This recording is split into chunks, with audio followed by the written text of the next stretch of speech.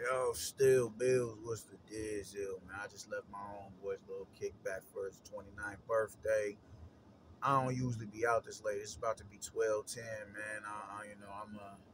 I'm in bed around about this time, but it's Friday, you dig? So, and I told my guy, I'll step out, come holler at you, come fuck with y'all for a minute. So I did, and now I got a nice little drive back to the cribbage, man. So while I'm doing that, I'm gonna come and holler at the twos and fews that fuck with me. So Pete gang, we got to get into this shit, man. And that is more Deontay Wilder, bro. Like, I can't get enough of this shit, man. I just can't, because it's like, just every time I turn around, this nigga's finding another way to shoot himself in the foot, man. How you laugh at a nigga for getting stopped and then go in there and lose? Bro, and this is what's crazy with me. Like, this is the wildest part to me, man. This nigga was talking about, like, he was really beating the drum. We need to flip a coin and see who should be main, who should be headlining and who should be on the undercard. I shouldn't be undercarding, because you know what I'm about to do. Pretty much, I'm about to go in here and knock this nigga the fuck out. And Anthony Joshua's about to go in here and box for 12 rounds and not go in there looking to kill, still, and destroy. And it was the polar opposite, man. You keep finding a way to shoot yourself in the foot, man, and your fucking dick eaters is over there trying to find a way to condone the shit that you're doing and just completely disregard your fuckery. Like, goddamn, man, I'm literally flabbergasted, man. I'm flabbergasted how you can sit there and laugh at Jarrell Miller for getting stopped. Jarrell at least won about 2 rounds. He at least won 2 rounds. He at least went in there and let his hands go. He at least went in there and put Daniel Dubois under a certain amount of duress, to where Daniel Dubois was a little bit gassed. It took him till about, I want to say, the mid-later rounds for him to really get his second win and get back on his bike, get back on his toes and start, you know what I'm saying, creating space and stepping in behind the jab, getting back out, getting in, getting out, throwing hooks at range. And all. It took him a minute to be able to do that, because of the immense amount of pressure that Jarrell Miller was trying to put on him. Not trying, but was putting on him. You went in there and, bro, how the fuck you got Joseph Parker in there looking like Devin Haney? I was just listening to a BFTB, like one of his I think he did a video yesterday or whatever, man, and he was like, yo, the punch in this right hand, the punch in this fight ain't the right hand, it's gonna be the uppercut. Which in all actuality, he wasn't wrong, but because he's not used to throwing an uppercut, he doesn't know how to time it. He doesn't know how to set it up. He doesn't know how to gauge the distance to where a motherfucker is ducking their head. He can meet him at halfway point with the, you know what I'm saying, shooting an uppercut up the middle. He doesn't know that, bro. He doesn't know that because he doesn't train on throwing the uppercuts. I don't really see him throw uppercuts when he's on the mitts. Matter of fact, I recall this nigga seeing this nigga do an uppercut, he was doing the Shoryuken uppercut. Like, on some Street Fighter shit. Like, he got the goddamn Ken Masters or something, man. I'm like, goddamn. So, it's like every time you turn around, this dude is finding a new way to put his foot in his mouth. Like, goddamn, man, this is why Tyson, Ali were arrogant fighters. They were braggadocious. But they accepted defeat gracefully. They didn't come up with all these whataboutisms and scenarios to cope with the fact that they lost. They faced that shit head on. Mike Tyson got a fucking commercial of him taking a piece of Evander Holyfield's ear back to him, delivering it back to him. You dig? Ali sang the praises of Joe Frazier when he broke his jaw in the fight. He was really, they showed a side of class and sportsmanship and maturity and defeat. They did that. You haven't done that. You haven't tried to do that at all, because in your heart of hearts, you don't think you just think you're completely indestructible. Now, how are you going to sit there and talk about Anthony Joshua was happy, and he was smiling, and they was overjoyed when I lost, as if you wasn't just bro, not Joe Joyce, but the bar fought before you, and you're literally laughing about that shit before you go in the ring, overjoyed, excited, jovial. Before you go in the ring, you laughing at this man's shortcomings. I dare say you should fight him next.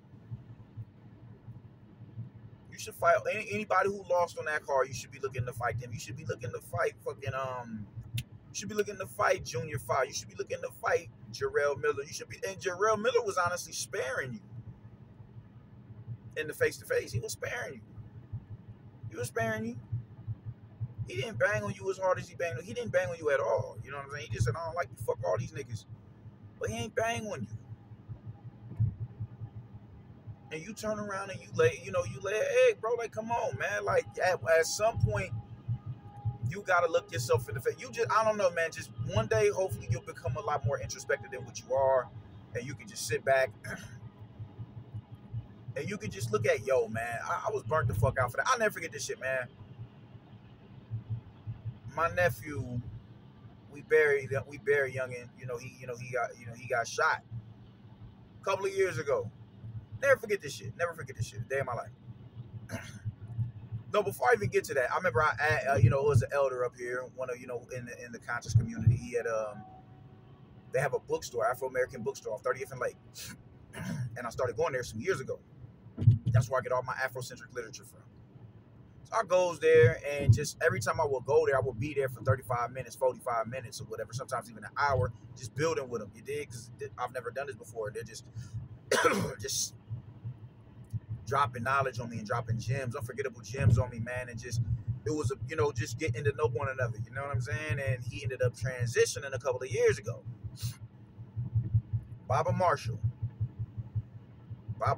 And I remember his wife, she shut the store down for well over a year. COVID had hit, and then you had him transitioning or whatever, man. And I remember going up to her at his homecoming at the Malcolm X site, at the Malcolm X Center, and asking her, "Are you gonna open the store back up?" And she was like, "Nah, not yet." And she kind of turned around and walked off. And right then I was like, maybe that wasn't the best place for me to ask that shit. But the thing is, that was where I would go and build with them at. I was able to go in there. I was, I cherish going in the store and being able to talk to them and build with them. I just thought it's a real dope interaction. I went in there a few months ago, and I'll get to that in a minute. But I remember after nephew got smoked, some lady walked up on her and asked her if she was still doing hair, and I'm like, what kind of insensitive bullshit is that, man? Like, why would you ask some dumb shit like that? Somebody's in a trying time, they're grieving, and all you can think about is getting your hair done. You got me fucked up right now. And as I'm talking about this more and more, I'm like, why does this shit sound familiar? Like, why do I feel like I've been here before? I have been there before, because I was that same bitch ass nigga who asked the Queen Mother if she gonna open the store back up after she just suffered the loss of her husband for I don't know how many decades. And that shit killed me, you know what I'm saying? And I spent, it was probably well over a year I was waiting for that store to open back up. And as soon as I seen that store open up, right in the parking lot. And she didn't even remember what I was talking about. I was like, it don't matter. I remember it, man. And I had to go in there and humbly apologize. Like, that shit wasn't cool at all. She was like, I wasn't mad about that. I wasn't tripping. I'm tripping. Because it was insensitive. You dig what I'm saying? When you're introspective, you can correct, you're not above reproach. You're not above corrective action. You're not above being checked. I'm not above none of that shit. So I had to go in there and make that right with the elder. After a year or so of sitting on that, I got, and it wasn't just like I just seen it. I was consistently driving past that store, seeing that it was open to see it was open, so I can go in there and holler at her. You dig what I'm saying? Wilder is eventually gonna have to get to that point. He's gonna have to get to that point, man, where it's like, yo, you know what, man, just sit back blow one. Maybe that ayahuasca he be off. It open. It just opens his mind up a little bit more, and he's able to remember shit that he wouldn't normally remember doing. He just sits back with that and goes down a rabbit hole of memories. You know what I'm saying? That particular, all right, cool. Well, I was wrong as fuck right here, and you just start going back through your past transgressions that you committed against other individuals, and you move on to greener pastures, and you're able to right those wrongs. I don't think he's gonna be able to do that shit because I don't know, he's just detached from reality. But he needs to get on that type time, my nigga. He needs to get on that type time.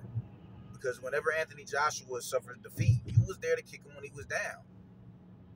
And even in victory, you're still there to try to kick him when you're trying to kick him when he's up. After you lost. Shit just don't make no sense to me, man. And it just be bothering me. It just be bothering me. Miller gets stopped, Hardy hard. You lose 12-0. Then you was in a cryo chamber. Niggas don't want to fight, even though they signed a 2-fight deal to fight you. Just all type of wild shit, man. And just how you cope with this, just the fact that you lost. And the fact that you have a contingency of people that you can go back to that's accommodating you in the bullshit that you're doing is like, bro, goddamn. You're never going to get to a point where I feel like you've plateaued as far as consciousness goes because you won't allow yourself to realize where your faults.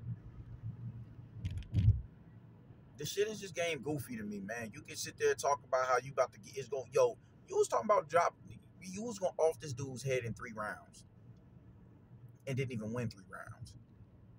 You wanted to flip a coin to see who should be the headliner because you was promising destruction.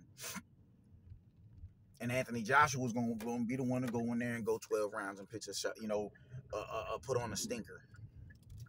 And it was the polar opposite. It was the polar opposite. You dig what I'm saying, man? Like, I just can't speak enough on this nigga, bro, because it's just like, dude, you just don't get it. You do not get it. You do not get it, my guy. You don't. You're not what everybody. You're not what you thought you was. You're not what all these, the American public was trying to publicize you to be. You're not above the individuals that you were slandering Joshua for fighting, or the European fighters. You're not above them. You're not above them. You got 2 good wins under your belt in Luis Ortiz. I'm not about to sit here and count Bermain Stavern. You got 2 good wins up under your belt with Luis Ortiz. I can salute you on that. I'll even give you somewhat of credit on Robert Helenius because he was ranked. Outside of that, fam, nah. No. You have been vastly overrated and overhyped. You just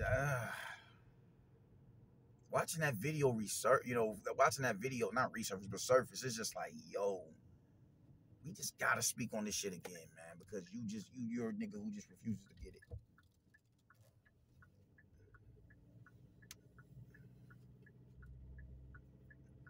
God damn, man. So stop acquiescing this dude, man. Stop. That's what I just really want. I really want the LDBC to get that message. Stop accommodating this nigga. Stop accommodating him. Stop patting him on the back. Stop throwing roses at his feet. Because when he does that, there's no room for a maturity. Because in his heart of hearts, he's not doing nothing wrong, man. I got a legion of fans who's gonna hold me down through thick and thin. It's one of them situations where you got the homies on deck that's gonna ride no matter what. Even if you did some fuck shit, I'm never gonna be that nigga. Nah, man, you wrong as 2 left feet for that. You wrong as 2 left feet for that. So, get your shit together. Get that nigga shit together, Brody. And start holding that nigga accountable, man. I'm going in here and I'm going to sleep, man. Y'all niggas be easy. I get what y'all in the AM, yo. Dude.